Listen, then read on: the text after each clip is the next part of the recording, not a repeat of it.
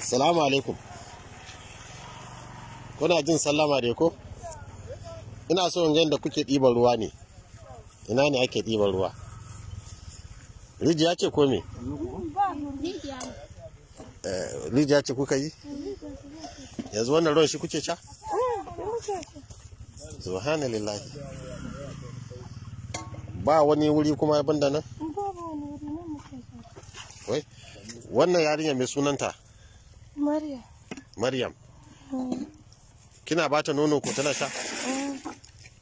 Kun ga gashin ta yi ba ta samun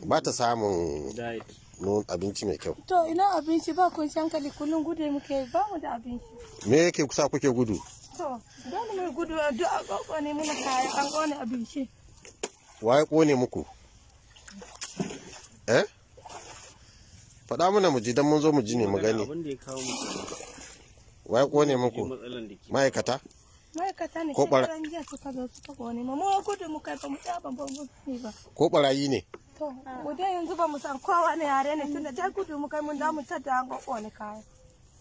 A ina ne aka kone kayan? A ina ne wurin naku yake? Ga gidan nan Allah. Dama abin da ya kawo mu kenan yanzu. Kusa ne nan yake? Ba ni sanan da kuka tsallaka ga. Shekarun ku nawa a nan wurin? Wayannan dai wanda muka tada sun dade amma mu dai na shekara ko shi da gaskiya. Shekara shida? Dai wayannan gaskiya sun dade amma wannan ta dade. Wannan sun dade amma mu dai ba mu dade dama da dawo. Muna to tsaya ku ji mun zo mu duba mu gan al'amarin ku ne mu ga wasu suka cuce ku suwa suka abubuwa kun ji mu ga inda aka kone kuma shine abin da ya kawo mu kenan sannunku yawa sannu